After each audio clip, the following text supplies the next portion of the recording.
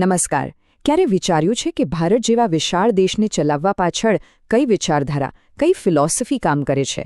આજે આપણે એ જ માર્ગદર્શક સિદ્ધાંતોની વાત કરીશું જે આપણા બંધારણના નૈતિક હોકાયંત્ર જેવું કામ કરે છે. તો સવાલ એ થાય કે આખરે ભારતીય રાષ્ટ્ર માટેની નૈતિક બ્લુપ્રિન્ટ છે શું? મતલબ એવા કયા આદર્શો છે જે આપણી સરકારોને કાયદા બનાવતી વખતે સાચો રસ્તો બતાવે છે? સારું, તો આ આખા વિષયને બરાબર સમજવા માટે આપણે આ 5 મુદ્દાઓ પર નજર કરીશું.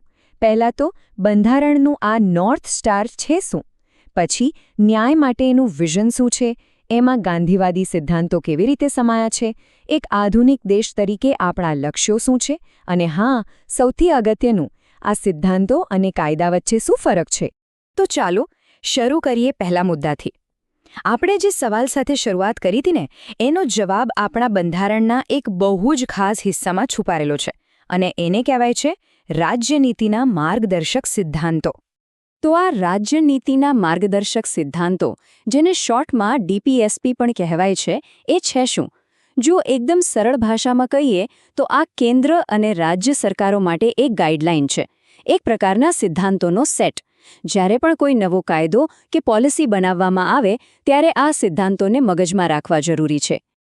હવે સવાલ એ થાય કે આ સિદ્ધાંતો આવ્યા ક્યાંથી? વેલ, એ આપણા બંધારણના ભાગ 4માં આર્ટિકલ 36થી 51 સુધી જોવા મળે છે. અને ખબર છે, આ આઈડિયા આપણે આયર્લેન્ડના બંધારણમાંથી પ્રેરણા લઈને અપનાવ્યો છે. પણ આ બધા પાછળનો મુખ્ય હેતુ શું? એમનો અંતિમ ગોલ છે ભારતને એક વેલફેર સ્ટેટ એટલે કે કલ્યાણકારી રાજ્ય બનાવવાનું. મતલબ એક એવું રાજ્ય જે પોતાના દરેક નાગરિકના કલ્યાણની જવાબદારી લે. ચાલો ત્યારે હવે આ સિદ્ધાંતોને થોડા ઊંડાણથી સમજીએ.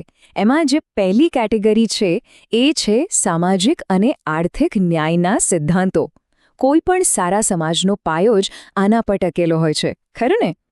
જેમ કે આર્ટિકલ 39A આ શું કહે છે? એકદમ સિમ્પલ વાત કે પૈસા નથી એટલે કોઈને ન્યાય ના મળે એવું ચાલશે નહીં.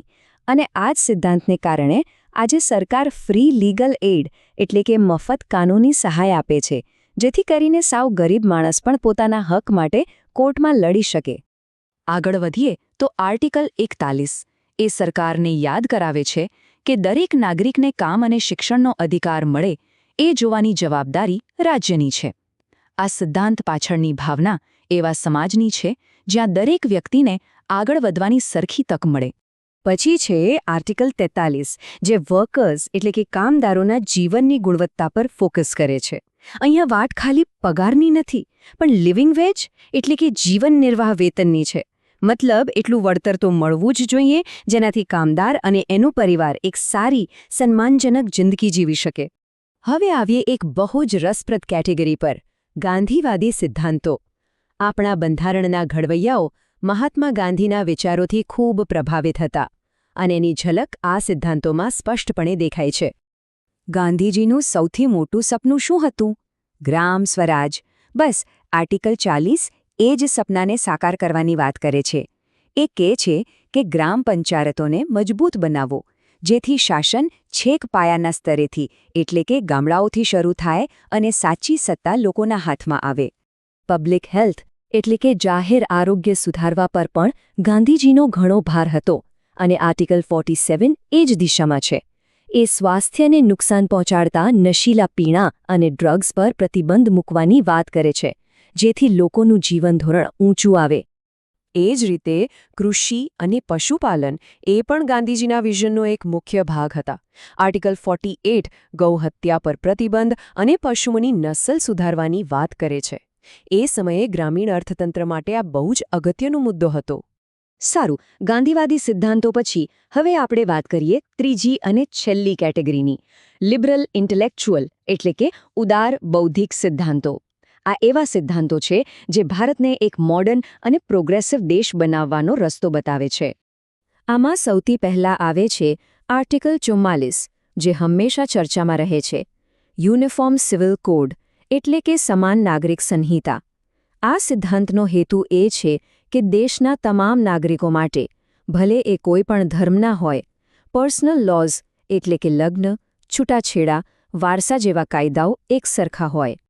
આજકાલની સૌથી મોટી ચિંતા શું છે? પર્યાવરણ, બરાબર ને? તો જુઓ, આપણા બંધારણમાં આર્ટિકલ 48A આ જ વાત કરે છે. એ રાજ્યને પર્યાવરણ, જંગલો અને વન્યજીવોની રક્ષા કરવા અને એને વધુ સારા બનાવવા માટે પ્રોત્સાહિત કરે છે.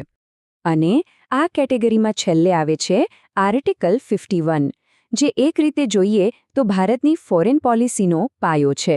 એ આંતરરાષ્ટ્રીય શાંતિ અને સુરક્ષા જાળવવા અને બીજા દેશો સાથે સારા અને સન્માનજનક સંબંધો રાખવા પર ભાર મૂકે છે. ઓકે, તો અત્યાર સુધી આપણે આ બધા સિદ્ધાંતો શું છે એ સમજ્યા. પણ હવે જે મુદ્દો આવે છે ને એ સૌથી અગત્યનો છે. આ સિદ્ધાંતોનો કાનૂની દરજ્જો શું છે? શું આ કાયદા બરાબર છે? શું એનું પાલન કરવું ફરજિયાત છે? આને સમજવા માટે ચાલો આપણે ફંડામેન્ટલ રાઇટ્સ એટલે કે મૂળભૂત અધિકારો અને આ ડાયરેક્ટિવ પ્રિન્સિપલ્સ એટલે કે માર્ગદર્શક સિદ્ધાંતોની સરખામણી કરીએ. સૌથી મોટો ફરક? જો કોઈના મૂળભૂત અધિકારનું ઉલ્લંઘન થાય તો સીધા કોર્ટમાં જઈ શકાય છે, પણ આ સિદ્ધાંતોને લાગુ કરાવવા માટે કોર્ટમાં નથી જઈ શકાતું. બીજો ફરક એ છે કે મૂળભૂત અધિકારો રાજકીય લોકશાહી સ્થાપે છે, જ્યારે આ સિદ્ધાંતો સામાજિક અને આર્થિક લોકશાહી લાવવાનો પ્રયત્ન કરે છે. અને હા, અધિકારો વ્યક્તિગત હોય છે, જ્યારે સિદ્ધાંતો આખા સમાજના ભલા માટે હોય છે. તો આ બધાનો મતલબ શું થયો? એ જ કે ભલે આ સિદ્ધાંતો કાયદાકીય રીતે લાગુ ન કરી શકાય, પણ દેશ ચલાવવા માટે એ ફંડામેન્ટલ એટલે કે મૂળભૂત છે. બીજા શબ્દોમાં કહીએ તો આ સરકાર માટે એક નૈતિક ફરજ છે, એક એવી જવાબદારી જેને નજરઅંદાજ કરી શકાય નહીં. આને આ રીતે પણ સમજી શકાય. આપણું બંધારણ નાગરિકોના વિકાસ માટે 2 પાયા પર ઊભું છે. પહેલો પાયો છે મૂળભૂત અધિકારો, જે આપણને કાનૂની સુરક્ષા આપે છે.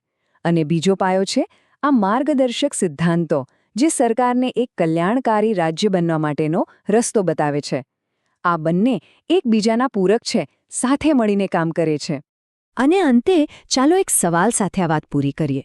75 વર્ષ કરતાં પણ વધુ સમય પહેલાં લખાયેલા આ સિદ્ધાંતો શું આજના ડિજિટલ યુગમાં પણ એટલા જ પ્રસ્તુત છે? શું એ ખરેખર આજના ભારતને અને એના ભવિષ્યને દિશા આપી શકે છે, કે પછી માત્ર ઇતિહાસના પાના પર લખાયેલો એક સુંદર આદર્શ બનીને રહી ગયા છે? વિચારવા જેવો સવાલ છે, ખરું ને?